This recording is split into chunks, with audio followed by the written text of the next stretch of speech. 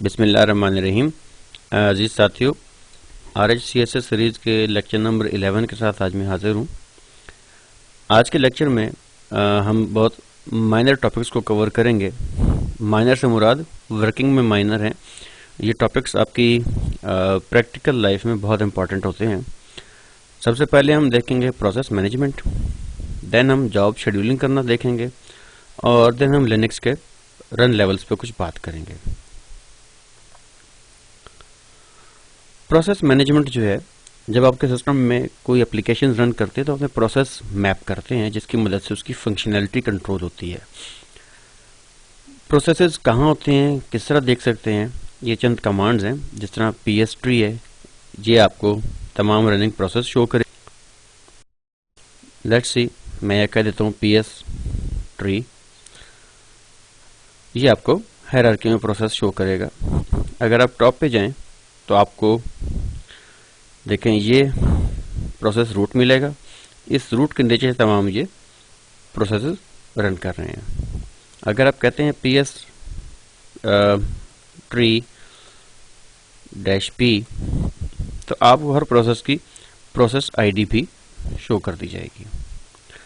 अगर आप कहते हैं PS ट्री -A, अब आपको जो प्रोसेस दिखाए जाएंगे उसमें ये भी बताया जाएगा कि क्या कोई एडिशनल स्विच दिया गया है प्रोसेस को चलाने के लिए।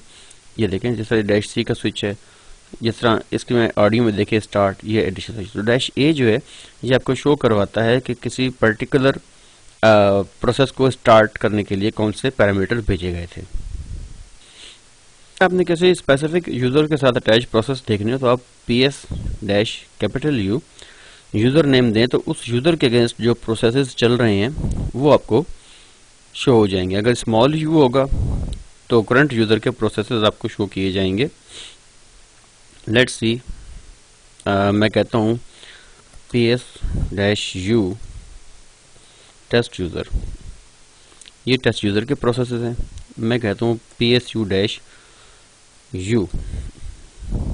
ये करंट प्रोसेस मेरे पास।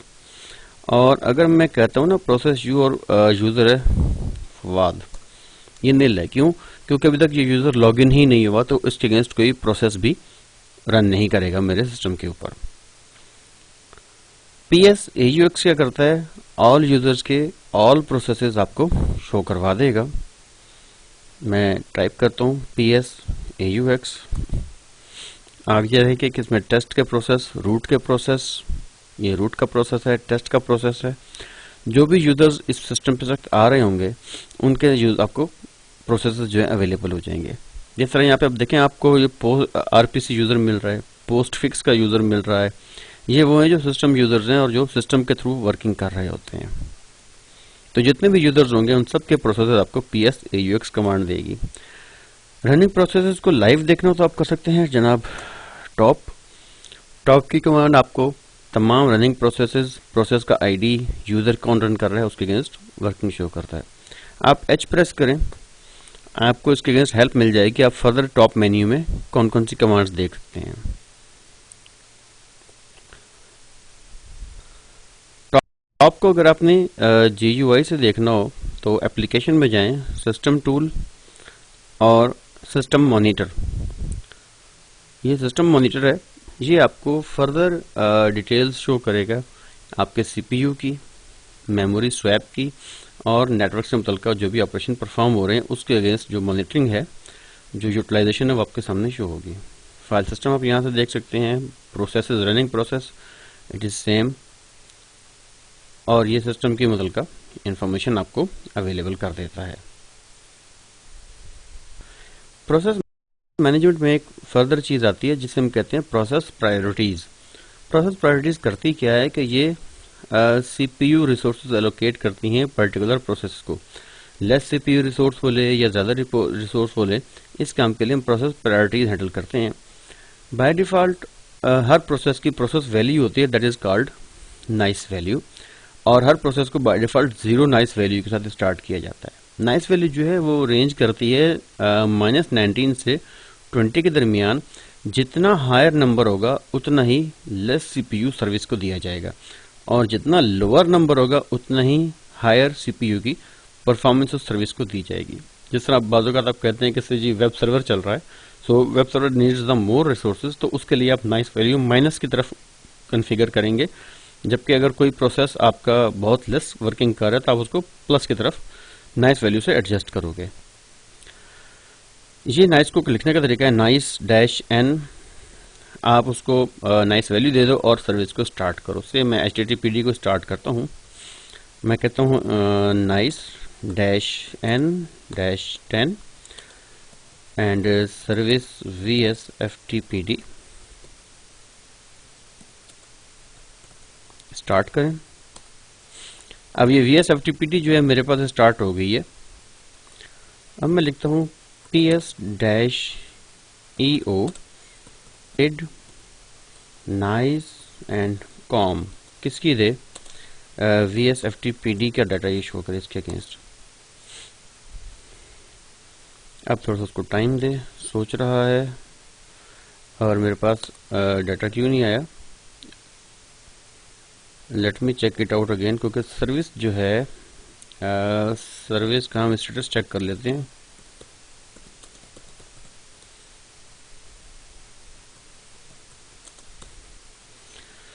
सर्विस VSFTPD चल भी रही है, दोबारा ट्राई करते हैं। मैं इसको ग्रैप देता हूँ, दोबारा मसला कर गया जी, स्पेसिंग का मसला था, मैंने ऊपर स्पेस दे दिया था इनमें, सो लिनक्स ने इनकार कर दिया।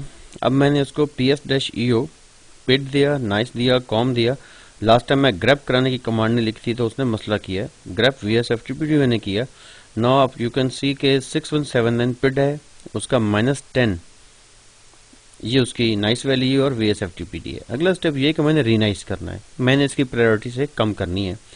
रीनाइस की कमांड क्या है, हम कहते हैं कि रीनाइस नंबर n कितना आगे, नंबर 4 और आगे हम प्रोसेस आईडी देते हैं तो उस वैल्यू की नाइस वैल्यू कम या ज़्यादा हो जाती है। से मैं कहता हूँ रीनाइस -n -4 और प्रोसेस आईडी VSFTPD की क्या है, वो है 6179। 6179 में देता हूँ, स्पेलिंग मिस्टेक भाई, RENICE एंटर करें। लें जी, प्रोसेस की ओल्ड प्रायोरिटी देखें 10 थी, न्यू 4 है। अब आप इसको PS-EO से चेक करें। नाउ यू कैन सी कि उसने प्रोसेस जो उसकी प्रायोरिटी है वो -4 पे कर दी है। सो दिस इज अ वे जिसके थ्रू हम प्रोसेसेस की आईडीज को लेस या मोर CPU रिसोर्सेज देते हैं थ्रू नाइस। प्रोसेस मैनेजमेंट करने के बाद एक स्टेप और होता है, वो होता है कि आपने प्रोसेस किल करना है। किल की कमांड हम यूज करते हैं, किल, उसके बाद हम प्रोसेस आईडी दे देते हैं तो वो प्रोसेस जो है उसको ग्रेसफुल शटडाउन करता है। अच्छा, उसमें अगर आप -S का सिग्नल भेजोगे ना तो क्या करेगा कि उस प्रोसेस आईडी को वो टर्मिनेट करेगा विद प्रॉपर वर्किंग। और अगर आप -S के साथ 9 का सिग्नल दोगे, बेसिकली ये सिग्नलिंग है, 15 और ये जो किल है ये एक जैसे हैं, लेकिन अगर आप 9 भेजोगे तो 9 से मुराद ये कि वो फोर्स क्लोज करेगा। फोर्स क्लोज से मुराद ये क्लीन शटडाउन नहीं होगा, उस प्रोसेस को बाय फोर्स रोका जाएगा, जिसकी वजह से अनक्लीन कुछ ट्रेसेस पीछे रह भी सकते हैं। सो ये कमांड आप यूज करते हुए ध्यान कीजिएगा कि फोर्स की कोशिश ना करें, सिंपल प्रोसेस की आईडी किल या किल -S15 भेज दें। अच्छा, किल से लोग ये भी समझते हैं कि शायद किल सिर्फ प्रोसेस किल करता है, ऐसा नहीं है। आप किल के साथ सिग्नल 1 भेजें तो वो प्रोसेस को कहता है कि अपनी कॉन्फ़िग फाइल को रीड करें। आप किल के अगेंस्ट इसके मैन पेजेस को जरूर स्टडी कीजिएगा, वो आपको सारे रेलेवेंट सिग्नल्स बताएगा कि वो किस काम के लिए आते हैं। फिलहाल हम HTTPD के ऊपर कुछ वर्किंग करके देख लेते हैं। लेट्स सपोज मैं कहता हूं HTTPD का स्टेटस चेक करें, स्टॉप्ड है, और मैं स्टार्ट कर देता हूं इसको। और असल में लोड काफ़ी ज़्यादा है और अभी आप देखें HTTPD को स्टार्ट कर रहा है। जैसे स्टार्ट कंप्लीट होता है फिर हम नेक्स्ट टास्क करके देखते हैं इस पर। जी, प्रोसेस मेरे पास एक्टिवेट हो गया है। अब मैंने इसको AUX की कमांड से भी करके देखा है प्रोसेस आईडी, और मैंने फिर इसको नाइस के साथ भी देखा। अब ये देखिए कि बाय डिफ़ॉल्ट नाइस वैल्यू उसकी 0 ही है और ये उसका प्रोसेस आईडी है। अब प्रोसेस को किल करने के लिए हम क्या कहेंगे, से किल 6227, या आप यहाँ पर HTTPD भी दे सकते हैं। किल करें, एंटर करें और चेक करें, देखें अब प्रोसेस अवेलेबल नहीं है, ये किल हो गया है। सेम आप फंक्शन 9 के साथ 15 के साथ करके देख सकते हैं और खुद परफॉर्म करें ताकि आपको कोई बेहतर आइडिया हो कि किल की फंक्शनैलिटी जो है वो वर्किंग किस तरह करती है। जो हम बात करने जाएंगे वो है जॉब शेड्यूलिंग की। लिनक्स में कई जॉब्स ऐसे होते हैं जो ऑटोमेटिकली डेली, मंथली और ईयरली बेसिस पे चल रहे होते हैं, और इसी तरीके से आपने भी कुछ वर्किंग करनी होती है। जिस तरह सिस्टम का बैकअप है, किसी पर्टिकुलर फाइल को कॉपी करना है कुछ टाइम के बाद, तो वहाँ पे आप क्रॉन या AT लेके आते हैं। क्रॉन क्या करता है, क्रॉन रिकर्सिव जॉब परफॉर्म करता है, जबकि AT जो है वो वन टाइम जॉब परफॉर्म करता है। क्रॉन ऐसी जॉब जो आपने रिपीटेडली करवानी है वहां पे आप क्रॉन लेके आएंगे, जहां पे कुछ एक जॉब को एक दफा परफॉर्म करना है और फिर बस कर देना है, वहां पे आप AT को यूज करवाएंगे। क्रॉन के लिए सबसे पहले हम उसको चेक कर लें कि क्या सिस्टम पे वो किस रन लेवल पे चल रही है और क्या उसका स्टेटस है। मैं कहता हूं उसे etc init.d cron d status, service चल रही है। चेक कॉन्फ़िग, लिस्ट करें क्रॉन डी को, ये आपके देखें रन लेवल्स पे ऑन भी है। अच्छा, अब ये देखें मैं बार बार ये वाली कमांड यूज करूँ /etc init.d, उसकी जगह आप ये भी कह सकते हैं कि सर्विस क्रॉन डी स्टेटस। दोनों बातें ठीक हैं, आप अपनी मर्जी के मुताबिक कोई भी चीज़ यूटिलाइज कर सकते हैं वर्किंग करने के लिए। ये दोनों कमांड्स असल में सर्विसेज सारी init.d के अंदर रखी हुई होती हैं, तो आप उसको भी एक्सेस कर सकते हैं, और रेड हैट ने क्योंकि फैसिलिटी दी है आपको सर्विस की कमांड की, तो आप वो भी यूटिलाइज कर सकते हैं। It is up to you कि आप उसमें यूज़ किस तरह जाते हैं चीज़ों को लेकर। क्रॉन की फाइल के अंदर अगर आपने फॉर्मेट देखना हो तो फॉर्मेट आप किस तरीके से देखेंगे, आप क्रॉन टैब को जो है वो कैट करवा लें। मैं कैट करता हूँ, कैट करें /etc एंड क्रॉन टैब। देखें ये फॉर्मेट आया है। आप फाइल में लिखेंगे किस तरह, आप लिखेंगे क्रॉन टैब में सबसे पहले आप देते हैं नंबर ऑफ मिनट्स, कितने मिनट्स पे हो, फिर है आवर्स, किस आवर पे हो, फिर है day, number number of month, जिसमें आप डे बताते हैं 1 से लेकर 31 तक, day of the month, second, third, fourth जो भी है। अगर आप स्टार लगाएंगे इससे मुराद ये कि तमाम डेज पे होगा, स्टार से मुराद every day, every month, every second. फिर मंथ है 1 से लेकर 11 तक, और जैन फेब से आप उसको रेप्लिकेट कर सकते हो कॉमा के साथ। और आखिर में डे ऑफ द वीक, अगर किसी स्पेसिफिक डे ऑफ वीक के आपने उसको एग्जीक्यूट करवाना है वो भी आप यहाँ पे कर सकते हैं।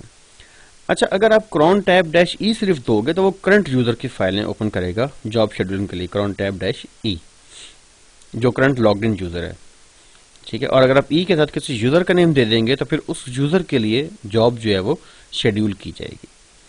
अभी हम क्या करें कि हम जनाब एक क्रॉन जॉब बना देते हैं। मैं कहता हूँ क्रॉन टैब -e, ये मेरा करंट यूजर रूट का है। एंटर करें। एक जॉब मेरी ऑलरेडी लगी हुई है जो कि मैंने 9 o'clock पे एडजस्ट की थी, 9 मिनट पे, 9 o'clock पे। आज 23 जनवरी है और मैंने उसके बाद फर्दर चीज़ें उसमें डे और ईयर की दे दी और मैंने कहा कि RHCSA के नाम से एक फ़ाइल क्रिएट करो। से मैं इसको मॉडिफाई करता हूँ, ऊपर 39 हुए हैं, मैं यहाँ 41 कर देता हूँ, 9 o'clock 41 पे। और आज के दिन में कंप्यूटर क्या करे, RHCSA _ 41 के नाम से एक फ़ाइल क्रिएट कर दे। 2 मिनट हम वेट करेंगे। मैं सेव कर देता हूँ फाइल को। आपको अगर एग्जाम में यकीन ना आ रहा हो कि ये चलेगा या नहीं चलेगा तो आप एक दफ़ा क्रॉन डी की सर्विस रिस्टार्ट भी कर दीजिएगा। अमूमी तौर पर क्योंकि सर्विस ऑन है और रनिंग है तो ये काम ज़रूर होगा। init.d करें और हम कह देते हैं जनाब क्रॉन डी रिस्टार्ट। अव्वल इसकी ज़रूरत नहीं है, लेकिन एग्जाम में अगर आप करना चाहें तो you can do it at your will. और उससे फ़र्क क्या सच नहीं पड़ेगा, अगर जॉब सही लिखी गई है तो ज़रूर एग्जीक्यूट होगी। और ls-l भी हम करके देख लेते हैं। अभी RHCSA जनाब अली आपकी ये पड़ी हुई है, जो नेक्स्ट बननी है उसका हम वेट करते हैं। मीन टाइम आप कैट कर सकते हैं var spool cron को, वहां पर आपको जितने भी रेलिवेंट जॉब्स हैं वो नजर आ जाएंगी। से मैं कहता हूं कैट करे /var spool और cron। ये देखें, उसके अंदर देखें इस वक्त एक जॉब आई हुई है जो कि 941 पे एग्जीक्यूट की जाएगी और उसमें RHCSA_41 के नाम से फाइल क्रिएट होगी। दोबारा कैट करें, ठीक है जी, ये जावा के पास पड़ी हुई है। और अब आप ये देखें 941 हुआ था, तो ये देखें RHCSA41 जो है वो फाइल आपके सिस्टम पे उसने क्रिएट कर दी है। सो दिस इज हाउ कि आप क्रॉन को यूटिलाइज करके अपनी ऑटोमेटिक रिकर्सिव जॉब्स जो परफॉर्म कर सकते हैं। अच्छा, कोई काम अगर आप करना चाहते हैं जो डेली या मंथली होना हो, तो आप उस चीज़ को क्या करें, CD करें /etc और क्रॉन, ये देखें cron.daily, cron.hourly, cron.monthly, cron.weekly। आप उस फाइल का जो स्क्रिप्ट को जाके इन फोल्डर्स में रख दें तो क्रॉन जो है ऑटोमेटिकली उस फोल्डर के हिसाब से आपकी रखी हुई फाइल की जॉब को एग्जीक्यूट करना शुरू कर देगी। AT के साथ जॉब शेड्यूल करना, सबसे पहले तब चेक करें कि ATD की सर्विस चल भी रही है कि नहीं चल रही। लेट्स सी, मैं कमांड देता हूं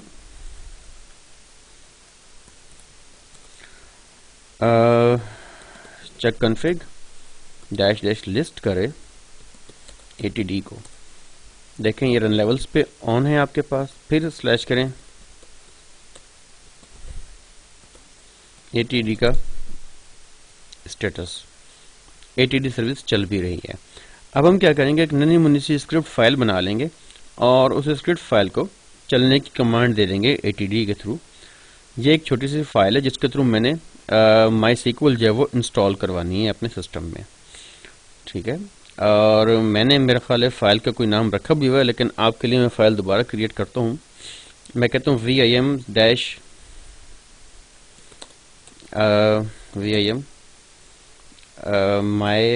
my_sql.sh। बेसिकली स्क्रिप्ट एग्जीक्यूटेबल होते हैं।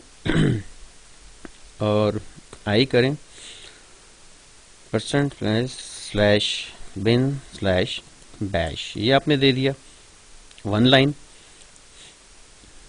ठीक है जी। उसके बाद आप सिर्फ ये 1 लाइन की कमांड दे दें जो भी आप चीज़ इंस्टॉल करवाना चाहते हैं। मैं कहता हूँ yum-y से मुराद ये है कि आपसे कुछ नहीं पूछा जाएगा, खुद ब खुद परफॉर्म हो जाएगा। मैं कहता हूँ MySQL एंटर करें और इसके बाद आप इसको सेव एंड क्लोज कर दें और फिर आप उसका मोड चेंज करेंगे एज अ स्क्रिप्ट। से WQ करें, ls करें -l को, ये मेरी फाइल है। अब मैं इसको एज अ स्क्रिप्ट बनाता हूँ। मैं कहूँगा chmod u plus executable x किसको my_sql.sh एंटर करें, ls-l करें। अब ये देखें mysql.sh जो है ये ग्रीन हो गई है। इससे मुराद ये कि ये फाइल एज अ स्क्रिप्ट अब एक्टिविटी करेगी। ATD में फाइल ऐड कैसे करते हैं, कमांड देखें। आप कहते हैं कि AT के बाद -f क्या करता है, ये फाइल स्पेसिफाई करता है कि कौन सी फाइल है और आप उसके बाद उसको नंबर ऑफ मिनट्स देते हैं कि आपने कितनी देर बाद से इसको एग्जीक्यूट करना है। आप कहते हैं AT-f my_sql, मैं कहता हूँ now +2 मिनट्स, यानी कि अब से 2 मिनट के बाद ये जॉब चल पड़े। अच्छा, मैं कहूँ ATQ करूँ ना, क्यू नजर आएगी मुझे। ये देखें जॉब नंबर 3 क्यू में लगी हुई है मेरे पास। अच्छा, एक और काम मैं कहता हूँ कैट करे /var spool AT और ये जॉब नंबर है A000। ये देखें इस जॉब के अगेंस्ट आपको AT अपनी फाइल भी दिखा देगा जो फाइल उसने इसके अगेंस्ट चलानी है। ये आपका सारा स्क्रिप्ट यहाँ पे मौजूद है और ये देखें ये आपके स्क्रिप्ट की वर्किंग लिखी हुई है। तो अगले 2 मिनटों में जो है कंप्यूटर इसको रन कर देगा और आप इस फाइल के अगेंस्ट होने वाली वर्किंग जो है वो देख लेंगे। ATQ देखें ये भी है। अच्छा, एक AT रिमूव भी होती है। AT रिमूव क्या करती है, ATRM के आप जॉब नंबर दे तो वो रिमूव हो जाती है क्यू में से और वो फर्दर एग्जीक्यूट नहीं की जाएगी।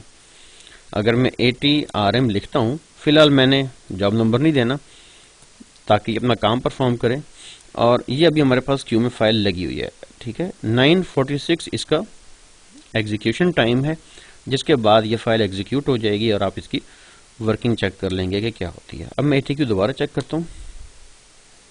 ठीक है, ATQ इज विद अस, और ये अगर आपने इसकी वर्किंग चेक करनी है तो आप क्या करेंगे कि आप मेल में जाकर चेक कर लेंगे कि क्या ये मेल आई भी है या नहीं आई, एक काम। सेकेंडली आप करें cat/var/spool 80।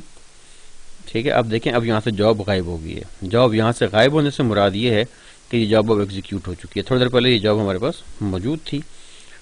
आप ATQ करो, ये क्यू भी खाली है, इट मीन्स ये जॉब प्रोसेस हो चुकी है आपके सिस्टम से।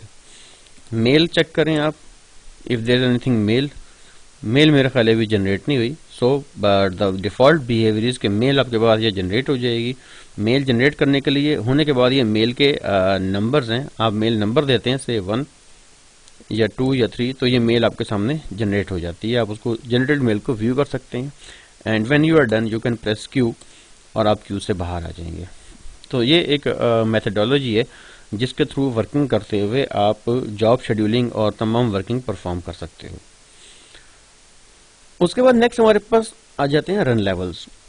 रन लेवल्स डिफाइन करते हैं कि सिस्टम जो है वो किन मोड्स में ऑपरेट कर रहा होगा। रन लेवल बाय डिफॉल्ट आपके लिनक्स में 8 होते हैं और एक वक्त में आप सिर्फ एक रन लेवल चला सकते हैं। नाउ रन लेवल 0 हमारे पास 0 से लेकर 6 हम गिनते हैं। 0 पर हाल्ट होता है।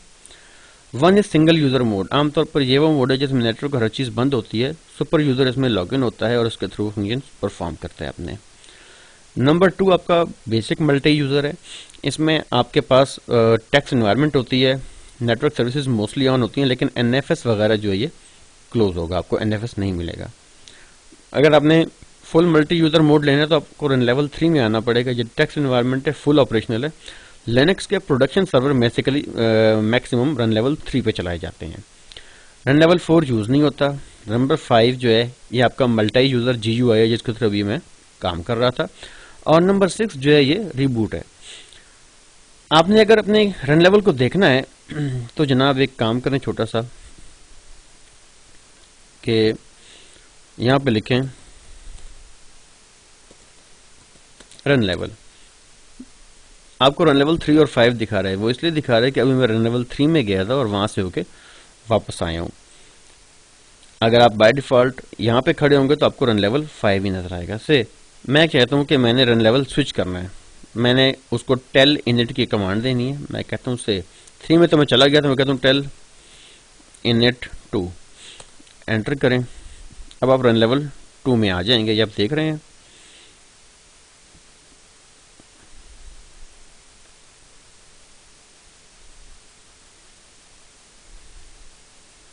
थोड़ा सा वेट करें ताकि सिस्टम जो है रन लेवल 2 में स्विच कर जाए और हम उसके बाद इस पर वर्किंग फर्दर अपनी गुफ्तगू जो है वो जारी भी रखें।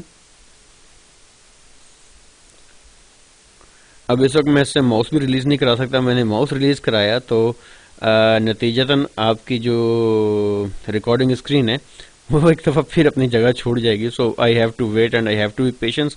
उतना ही पेशेंस आप भी इख्तियार करें ताकि हम जो है इसको सेफली एग्जीक्यूट कर सकें।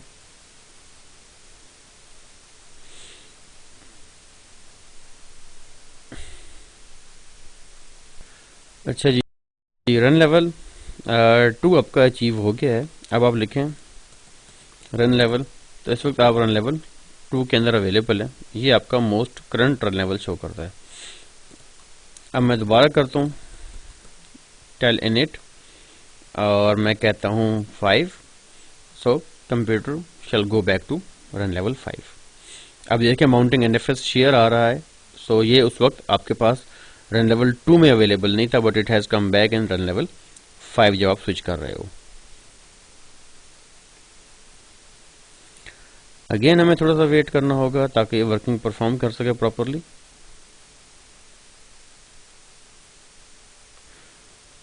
अच्छा जी, तो हुआ ये कि मेरी मशीन टोटली क्रैश कर चुकी है इस वक्त।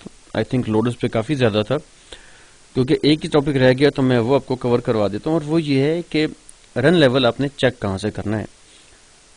रन लेवल चेक किया जाता है या रिप्लेस किया जाता है, आप ऐसा करें vim करें /etc और init टैब को, यहाँ पर आप देखें आपके सामने आपके रन लेवल्स भी अवेलेबल हैं और ये आपका 5 लिखा हुआ है। ये 5 बता रहा है कि रन लेवल 5 में सिस्टम को स्टार्ट करना है। आप यहाँ पर रन लेवल 3 दे दें, ये जो ऊपर लिखा हुआ है जिस तरह ये 3 है, ठीक है। 5 दे दें, 6 देंगे अगर आप, तो आपका सिस्टम इस बूट होते ही रीबूट होना शुरू हो जाएगा, लिहाजा ट्राई ना कीजिएगा। और यहाँ पे आप रन लेवल रिप्लेस करेंगे, जो भी रन लेवल आप 5 की जगह देंगे आपका सिस्टम उस रन लेवल में वर्किंग शुरू कर देगा। सो यहाँ पे हमारा आज का सब्जेक्ट जो है वो क्लोज होता है। इंशाल्लाह मैं नेक्स्ट वीक नेक्स्ट स्लाइड के साथ हाजिर हूँगा आपकी खिदमत में। तब के तक के लिए इजाज़त दीजिए मुझे। अल्लाह हाफिज़।